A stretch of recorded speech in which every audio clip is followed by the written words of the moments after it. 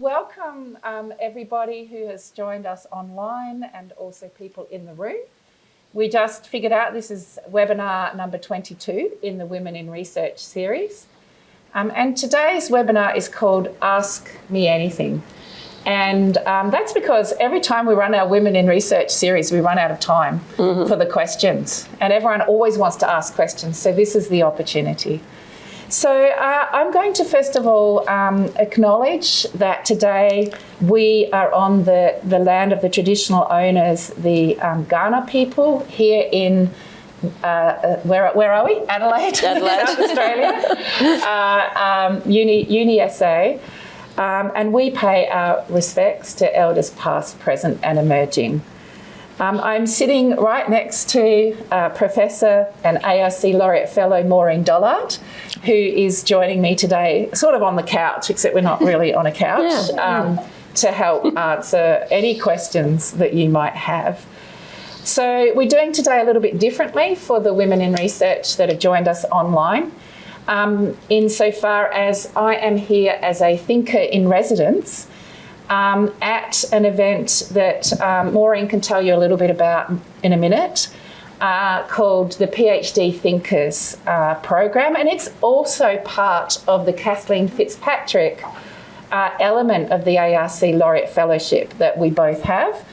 And I have been doing the webinars and the website, and Maureen, as part of her contribution, has been working on the PhD Thinkers. So today it's absolutely fantastic to bring these two initiatives together. So we're just going to start, both of us, with a little bit about ourselves, and then we're going to really throw it open for questions. So I gave a little introduction to the PhD Thinkers yesterday about me, so I'm going to repeat some of that, so sorry guys. But I described how in some ways I was a little bit of an accidental academic, insofar as when I finished my honours degree, I had this very arbitrary amount of money that I thought I should earn, which I still remember to this day, and it was $26,000. I thought that that's what I deserved as a salary. So I only went for jobs that had that salary, and I got two jobs fairly quickly. One was a research assistant job with a colleague at a university, and one was a youth work job. And I decided the youth work job was going to be a bit too hard. I'd actually been doing some voluntary youth work, and it's a really hard job. And also the university was literally 1 kilometre away from where I was living at that time. So I ended up becoming a research assistant for these quite arbitrary reasons. And then a colleague visited that university from the UK, and for the first time I actually thought, oh, maybe it might be nice to go and travel, and the idea of a PhD came up. But my main motive was actually the opportunity to go and do a PhD in another country and travel. So that's what I did. I then went to the UK, did my PhD, and ended up staying in the UK for a long time. Then came back to Sydney, then went back to the UK, then came back. So I've sort of been yo-yoing back and forth between the UK and Australia. But now I'm settled back in Perth, which is actually where I started my career. So I was saying yesterday how, as an accidental academic, it probably took me about 12 years or 13 years to really feel that it was what I wanted to do. It's sort of crazy. And I only discovered it actually through not getting time to do research. So I ended up in roles where I really had little time to do research, and then I discovered actually I really like it and it was part of me. But it took taking it away for me to actually realise that. Actually, one of the topics we've covered on Women in Research is imposter syndrome and how common it is for many people, especially women. And certainly I think I felt that imposter syndrome for quite some time, and it flares up again. It still flares up, even at our stage in career, that flares up. So look, that's a little bit of a potted history about me. I'm more than happy to answer further questions about me. But actually Maureen and I are in quite similar disciplines. But I think we have quite different journeys in how we got here. So I'd love to invite you, Maureen, to share a little bit of your journey today. Thanks, Sharon. So I'm from the town of Bordertown, which is on the border of South Australia and Victoria, from the land of the Binjali people. I came from a family of 12 children. Wow, I didn't know that. I know. Wow. What number were you? Number 5. Wow, okay. Apparently they're the dumbest. Okay. This psychologist said this to me. Siblings must be very smart. he said it. He said he didn't know I was number 5. He just was talking, about children, and number 5 is always the dumbest. Anyway, so I was the first one in the family to go to university. I would say that my mother was pretty keen on education in our family. And the others had to leave school pretty early, so I was very privileged to be able to go to university. I started off with a science degree, and I say I didn't do so well there, and started taking up psychology. We were, from the country, having a fun time in the city, I got offered to do honours, which was great in psychology. And there I met Professor Tony Weinfeld, who it was kind of like a constant throughout my career after that. So after I finished honours, I went to Whyalla, following my partner. And I worked as a probation and parole officer. And when I was pregnant, I had to leave my position because they couldn't offer part-time work. Wow. And when I was on maternity leave, well, I didn't have maternity leave. When I was at home, some of my friends from the university, because I had actually started studying social work at that point, because to be a probation and parole officer, you needed to be a social worker. And some of my colleagues at the university said, oh, come and we've got a job as a counsellor, student counsellor. So I did that for a while, and then a position came up in psychology. So I thought, I wonder if I could really go for that. And I went for it, and I got it. So just about everything that's ever happened to me in my life has been a total surprise. I always try, but whatever happens is a surprise.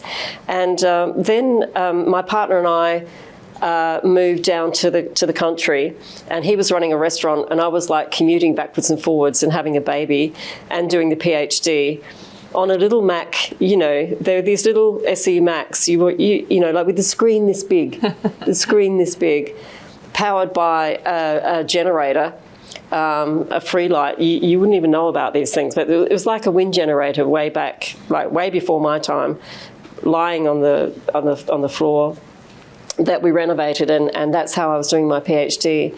And one thing that happened was Professor Karasek rang me. I don't know if you know him, but he rang me one day. I was there studying out there in the middle of nowhere, and he invited me to come and visit him. That was a significant moment. But also it was Professor Weinfeld ringing me up while I was doing my PhD way out there in the bush, saying, how's it going, keeping in contact with me all the time. And then eventually, and I became the Associate Dean of Research then at that campus, and then after a while I ran out of things to do, and my career seemed to be floundering. So Tony said that there were a position coming up in the city, so I came to the city.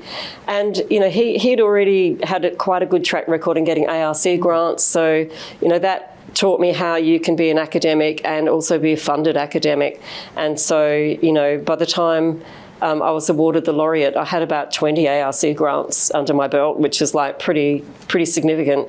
I would say that it's a hard kind of career to be an academic. On the other hand, I love it. I can't imagine actually doing anything else. I love discovery, and I love playing with data and seeing what the data is telling me and looking for patterns. So I was pretty interested in what I think Fang was saying yesterday. And it was being patient with data, seeing things in the data and then going, well, what's that? It's sort of like looking through a telescope at the stars going, oh yeah, but what is it? What is it? And so in that way, I've been able to identify some constructs and find, actually that was a novel finding. No one had really named it like that or discovered what it did. It doesn't matter what it was just an innovation. So, that sort of, thinking what the data is what's evident before you might not be something that anyone else has actually recognised. and to be thoughtful about that and to test out those assumptions. So, yeah, and one significant event was selling the sewing machine. Actually dispensing myself with the material items that seemed to be making me be like a traditional female at home. My sewing machine, which I adored, and I made many, many things out of, lots and lots of craft work, I sold. Wow. And then my family is like always harassing me, saying like, gee, it would be handy if we had a sewing machine. And I'm going, well, you just have to do your stitching yourself, because I've got other things to do. So, yeah, it was making decisions. Yeah, making decisions and it's like that. A symbolic gesture. Absolutely. Yeah. Yeah, thank you. Thank you, Maureen. Actually, we have some things in common. I also was the first in my family to go to university. And one of the things for people online that we've been doing in the room is generating research projects.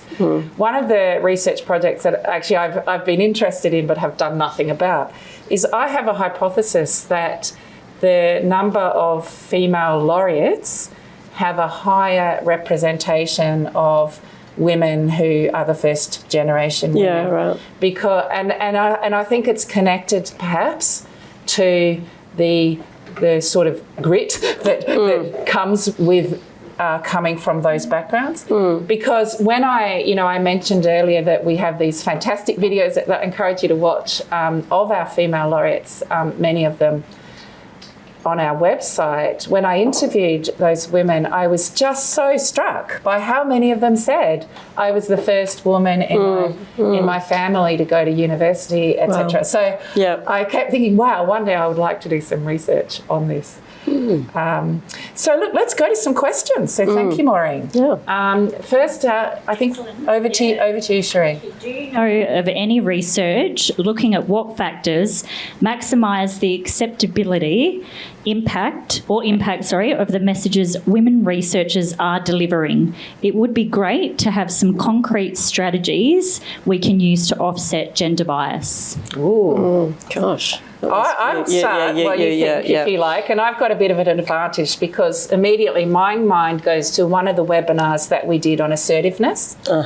And it was interesting because I thought assertiveness was this old-fashioned concept from the 1970s, but that was one of our highest number of women came online for that session.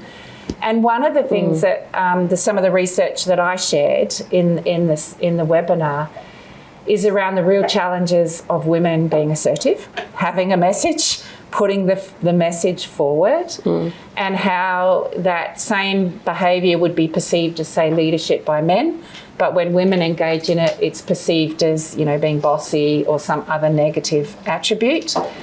The research suggests, and I have to say I got a bit of backlash reporting this research, so let me tell you, this is what the research suggests, that one way to deal with that, and this is like the tightrope of challenge that women face, one way is that if women are assertive, but they do it in a way that is more consistent with female stereotypes, the message goes down better. For example, and I'm not saying you should do this, right? I'm just telling you what the research says, that if you're putting forward your view in a very assertive manner, and that's recommended, that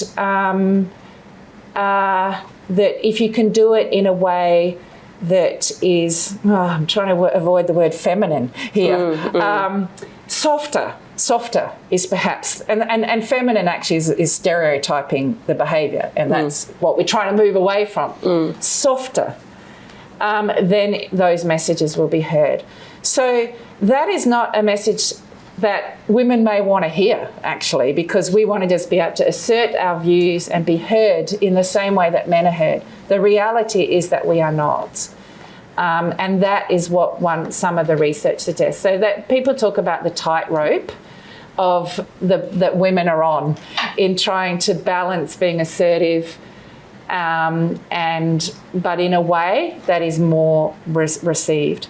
So have a watch of that webinar if you're interested in that topic, and you can see the research that I cite, and you can explore it for yourself and make your own decision. But Maureen, thoughts from you? Yeah, well, we know the research about publication bias that, you know, a paper gets sent out by a researcher to various journals written by Morris, and the same paper gets sent out written by Maureen, and Morris seems to get his accepted more frequently than Maureen. There's that sort of research going on which shows, you know, just in the publishing area there is a bias. So, you know, journals introduce like this process where it's, you know, the author is anonymous, but somehow or another it still gets to the journal. I'm not sure that it's really actually completely anonymous. Yeah, so I think that women have an uphill battle, but I think that, you know, if you can be persistent and be clear and have strong evidence in your research, that in the end the research will speak for itself. So, you know, make sure that your research is excellent. And it will be, but you have to make sure it is. And then you'll be listened to. And I just building off that a little bit, because it's such a great question to kick us off. First of all, there's a lot of evidence on influence strategies. What are the most effective influence strategies if you're you don't have positional power over someone, but you're trying to influence them? And something called rational persuasion is one of the most effective strategies, and that is using evidence and rationally persuading and putting forward your view. You know, so, and then there are other influence strategies that are also important. For example, there's one called, I think, inspirational communication or something. That's about trying to be more inspiring, visionary when you're putting forward your view. And there are others. So again, there's one on influence strategies. I think you can also watch that. But the other sort of more systemic thing, I think, is, of course, as there are more and more women, but if we can get more women into those senior positions, then that's another way for messages to get through, is to have more women on senior panels, on promotion committees at the highest levels in our universities and so on. So, excellent. Thank you. That was a great question. I'll just shoot to another one of the registration questions. This is about career progression and advice. Any particular advice for people making the switch from government or industry to academia mid-career? Oh, that's a great one. You should answer that one first, Maureen. Well, I think there's a really big advantage because, you know, the universities can look a bit like an ivory tower, where, you know, all you've ever done in your career is be an academic. And so what is your experience in the real world? I think that the transition from government, public sector employment to the university should be fairly smooth, and it should be hugely beneficial to the person that's doing that. As we mentioned before, the idea of, you know, doing research with industry, that person should have a really good understanding of how the public sector works, and presumably could like do some research back in the public sector and know how those systems work. So I can't imagine that it would be too hard, but the reason this question is asked makes me wonder what that person experienced. Yeah.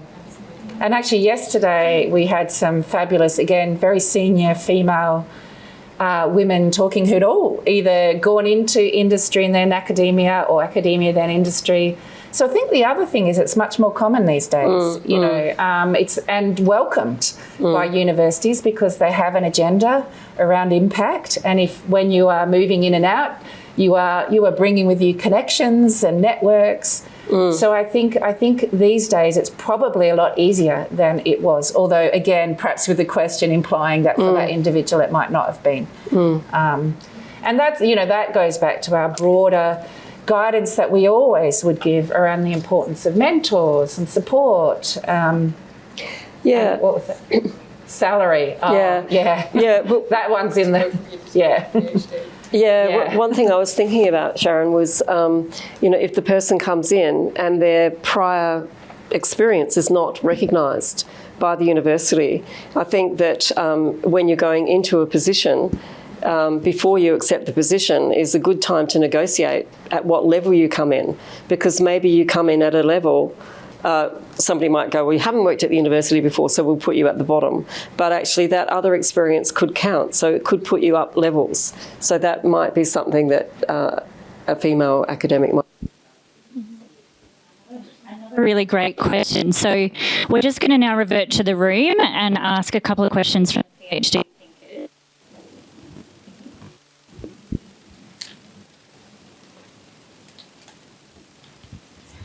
Just building on that question and example, coming in as an HDR student who's older, it can be a bit of a shock to land full-time in the academic space and not have your previous work, career, life count for anything. And so one question is, how would you suggest we deal with that? Is it a matter of suck it up? Or is there some other process?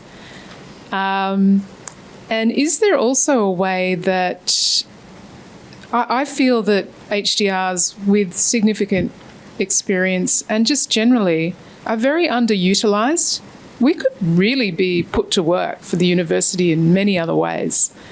So thoughts on that as well. Yeah, sure. I think the American model has PhDs, the German model, for example, has PhD candidates having a teaching research appointment, actually. They're like lecturers. I rather like that model. I think that a industry university arrangement would be quite helpful to somebody that has quite a big track record in industry. I think that would be helpful as well. Yeah. I think I would encourage you to craft your work in ways that you could display your skills, actually. And that won't be immediate, but it might be, for example, that a conference gets organised in your work unit and you, knowing that you have a lot of project management skills, volunteer to organise, and people learn. I guess the best way for people to believe the message of your contribution is to see it, actually, rather than for you to say it. So I would be trying to find ways to craft your work to demonstrate your value. So that's one thing. So I completely agree with you that there's often hugely untapped value, and half the time we don't even know because, you know, we don't necessarily have time to investigate, etc. So just be proactive about trying to show it off a bit. That's what I'd say. The other thing I'd also say, sort of somewhat counter to that, is the reality also is that when you go into a PhD role, if you've come from industry, you are learning a completely new set of skills often. I'm not saying that your previous skills cannot help you. They absolutely can. But there are new and different skills, and it's challenging and it's uncomfortable. And it's like when anyone makes a career transition into an area where they are less comfortable, it is challenging. And it's why people don't do it, to be frank. It's why people often just stay in the careers they're good at and they don't make that bold, which I perceive as a bold move, actually, to move and change. But I think also accepting there is some discomfort and that's okay, and that's sort of normal. But yeah, try and find ways to show off your skills. That's what I'd say. Thank you. Following on from Victoria's question, so you have been through, say, the PhD phase. So what has been your biggest challenge so far in PhD and in research career? And what's the best advice that you can probably provide for HDR, PhD candidates? Well, first let me just do a little promotion for the next Women in Research session, because I'll forget otherwise. So if I do it now, this is good. The next one is on the 16th of November, and we're going to have 5 female laureates from UTS, Macquarie, ANU, UNSW and UQ. And the topic is, what advice would you give to your younger self? right? So you must come along to that one. But in a sense, yes, biggest challenge. Got something in mind? I've stalled a little bit, Maureen, to give you some time to think there. It was kind of after the PhD when, you've got a taste for, wanting to do the research, but then having a massive teaching load. And all the time having a big teaching load and trying to do the research. And towards the latter part of my career, I've been able to do more research. But, really in the middle part of the career when you've got, family and you're trying to do teaching and the research, which, I loved the teaching, but, the research was the thing that, always had my passion in the end. And it's just managing all of that. I'm going to reveal that Sharon and myself have husbands that do the cooking and the shopping. I know. And when I have said that to other women, women at the university, the room goes quiet because I know they're thinking how am I coping with, I'm doing that and all those other things that I just mentioned. So, yeah, it's really tough. And sometimes you have to work longer hours than 9 to 5. And you have to make some personal judgments about what you want in the long run. Because I think if you keep going, it'll work out. But it's pretty tough in the middle. Yeah, it's a great question. I think that I've had challenges at different stages and and they don't go away, right? I think sometimes people think you get to the status of a laureate and everything's lovely and rosy, and the reality is the challenges are just different. But, early in my career, I remember getting really, really upset about authorship at one point. I mean, these days I barely care about authorship. But when I was young and that was everything, that was huge. And I remember having, that was one of the most challenging situations that I had to face was a dispute about authorship and how you resolve that.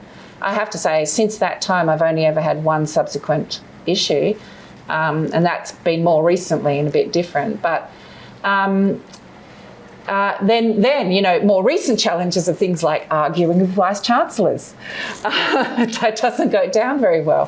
That creates challenges, which I won't say any more about publicly. But I would say the overarching challenge that I see, it's inherent in many of the questions that we get. It's inherent in all of the discussion we have in our Women in Research series, is the challenge of there's too much to do. We have to be good at research, teaching, leadership, citizenship, increasingly impact. So that doesn't mean, and like I said yesterday, one of my pieces of advice was work hard, not necessarily long, but strategically.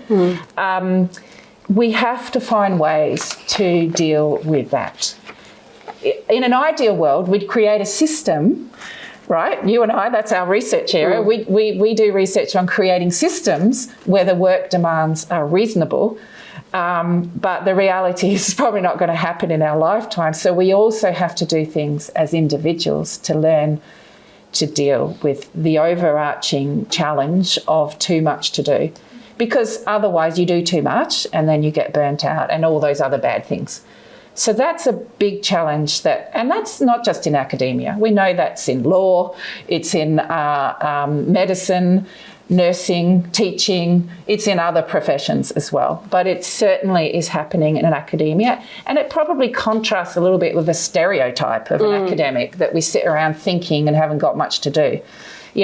There's probably a bit more of a gap in understanding of the public around what academics really do on a day-to-day basis. So that was a long answer, but to me that's probably one of the most important skills, and I say the word skill because it does take skill. I think of it as a lifelong quest, actually. I am still learning how to deal with workload. One of the things I didn't talk about yesterday in terms of tips, but I think it's important to be a reflective academic. And I say that a lot on the Women in Research series, by which I mean taking time to think about how you do things, learning from other people, monitoring your own feelings, behaviours, health, and reflecting and thinking about, is there a different way? Am I doing okay? What's going wrong? What can I learn from Maureen, in chatting with her? I've done that all my career, and I really recommend, and you guys are here, and the people online, you're here listening, you are reflecting in the practice. So never take so much time that you forget to pause. And actually, I didn't do it today, but normally when I introduce the Women in Research session, I say, please everyone, take this time for you. So do not do your emails in the background. Just, take this time for you. So, yeah, never forget that. Can I just add? I'm not trying to spook you out of, looking forward to your middle career. One thing I do notice is that when women have had babies, for example, in our centre, they seem to be able to manage quite well in a way. They can seem to do the work. Maybe they tell me that they feel that they're a bit more efficient when they finally get to it. Baby's down, rush to the computer. The time is well spent. And I just want to say something about babies as well. I just would not put off having a baby because of, too many work demands or something. In society, we've got to manage it better. So the more that you do it and the more that we practice how it all works, the better. So, sometimes in our fridge we have breast milk. We say to the men, hands off, you're not allowed to drink that. Try to make it comfortable for the women. But it's really tricky. I've seen colleagues dashing off from a conference to express breast milk because, they've got a baby at home that needs to be fed when they get back to Australia. That's a huge demand. They are building up milk, they're dashing off, they're coming back, while we're just sitting there taking everything in. So, yeah, you just don't want to leave these things too late, and we just have to kind of try and integrate family into the system. And I was actually reflecting on, you had a baby when you were doing your PhD. Yeah. And I was a little bit at the opposite end. So I think I shared with someone yesterday, I became a professor and a mother in the same year. So I had babies late, partly because I wasn't planning to have any. So it was a bit of an accident, really. But there are pros and cons, right? Yeah. But I think what's important is that you do it when you want. Yeah. And if you want to do it early, you do it. And if you don't, you don't. But you do it when you want. There's an absolutely beautiful video on the Women in Research series, and I still remember the day that I went and interviewed this woman. I've forgotten, I think she was some sort of aeronautical engineer or something. She actually talked to me about her regret because she was sort of a little bit older, and she was in a very masculine profession, so she had really gone back to work very soon, and she was crying when I interviewed her because she had so much sadness about leaving her child too early. And I thought that was really very moving. But just to contrast that with my experience, I couldn't wait to get back to work. I had twins and they were exhausting and I hated it. And I got in a nanny and went back to work after 6 weeks. This is my point about everyone is different. Yeah, it's okay, though. I don't think you should feel guilty for doing what I did. No. That's what I did to survive, and it worked for me. I've got 3 gorgeous daughters now who hopefully are not too traumatised as a consequence. But I was never a baby person. I find babies boring, Yeah, they are pretty boring. But, other people, it's different. So you just got to do what works for you. And as you say, Maureen, we as senior leaders and we as society have to find ways to figure out to accommodate the diversity in what we all might value. Yeah. Excellent. Thank you. Thank you, thinkers in the room. I just have a couple of Q&A questions, so we'll go to the online questions. First one is, have you ever had a feeling that you are not an elite in research? This is what I am feeling. If yes, how did you overcome it?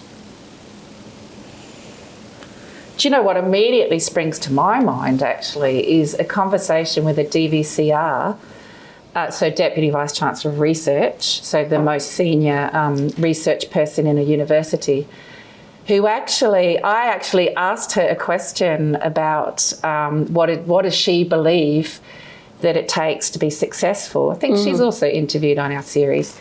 And she'd actually just been interviewing people for this incredibly prestigious scholarship or fellowship or something. And she actually said academics have to be like elite athletes these days. You know, they have to be really, really good. At least those ones that are getting those fellowships. So maybe that was a little bit of a skewed answer.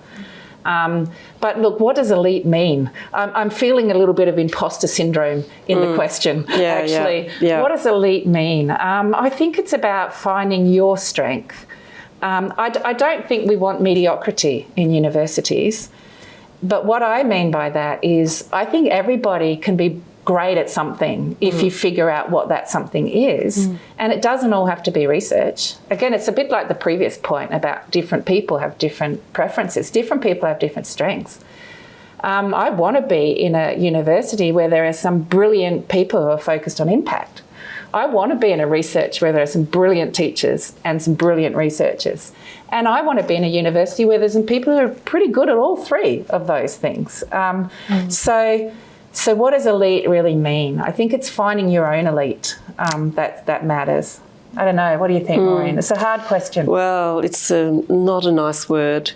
Yeah. It's an uncomfortable word. And, you know, it's interesting because, you know, who are the elite academics in Australia? And then maybe you find them in the academies, you know, the Academy of Social Sciences, blah, blah, blah. But there's also bias in who gets into those elites. You know, for example, if there's somebody in one of those academies, they can nominate you if they are in your school, for example, at the university, and they know who you are. And if you don't have anyone, like no one's going to sort of suggest that you get nominated for this position. So there are a lot of biases in what is elite and what opportunities people have had if they're male, female. You know, like I feel sometimes that I'd like to say in this context that I might be a little bit hard on some females that have come up after me because my journey was actually like pretty tough. Like I think that a lot of the male academic, I was the first female professor in the school, and I think a lot of the male academics, you know, were not that encouraging. They weren't awful to me or anything like that. It was just a hard slog, a really hard slog. So, yeah. I'm glad you challenged the word elite, actually. Because, there is a lot of connotation to that word, actually. So if I could sort of slightly reframe what I've said in the light of what you said, you know, it's about trying to find something you're really good at doing and doing it really well. Because a lot of joy comes from that. You know, it's not just about playing the game and rising up the ladder. We know from research that people get meaning and a sense of contribution when they do things that they enjoy and they do them really well. So finding that might be the discovery of the data. It might be the synthesis of ideas. It can be specific things even within research. What is it that you really love to do? And you've got to hang on to those things. Hi, a question I wanted to ask is that what advice would you have for people who want to work in both industry and academia? Because that does require some level of like crafting your own role rather than just applying to things.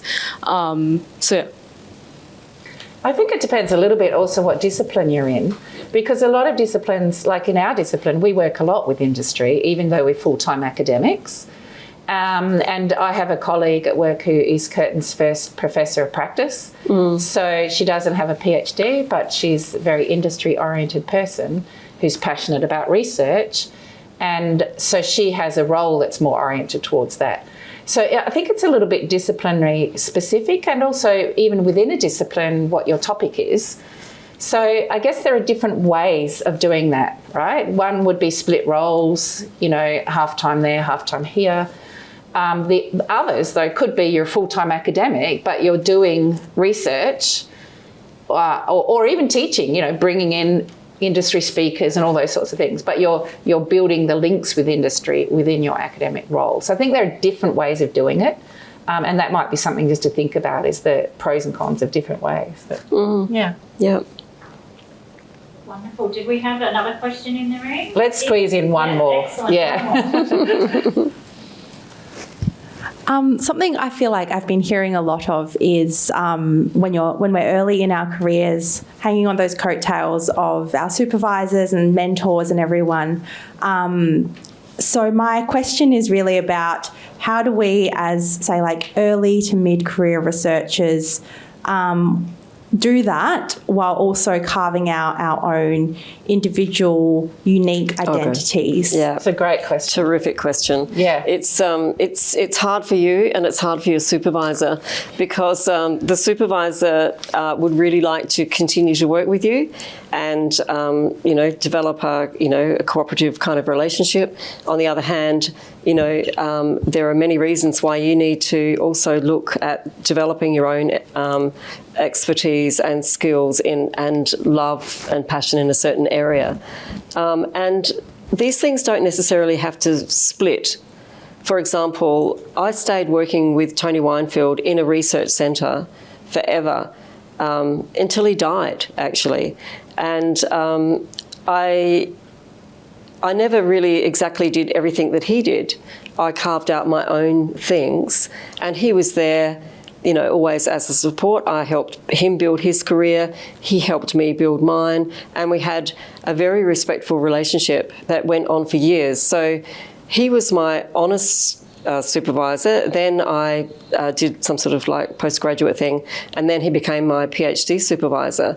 And then straight after that, I started organising research centres, research groups, this sort of thing. And he was always in there. And by the way, I've only ever worked in the University of South Australia. I've never moved anywhere.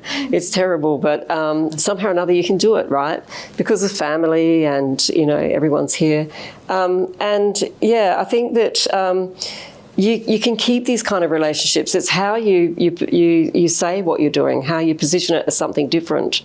You don't. If you've got a really supportive supervisor, that can be like gold. That's a really, really great honour for you to have that. But you can diverge and do things slightly differently, but still support each other. So I never found it to be an impediment really in my career. I would just add a couple of thoughts. One would be, have a look at the norms within your discipline, because disciplines are different in this respect. For example, I know in humanities sometimes it's very much about single authors for publishing. I know that in big science disciplines, you're often one of 30 authors. So the publishing norms are very different, and I think that then means that the cues that people look for when they're selecting you and promoting you are different, and you need to sort of know what they are in your field. So if I can now just talk about in our field. So in our field, and my PhD students, they will work with me on things. That's pretty much expected. But sometimes they'll stay and do a postdoc, or even in the final year of their PhD, they might branch out and work with someone else.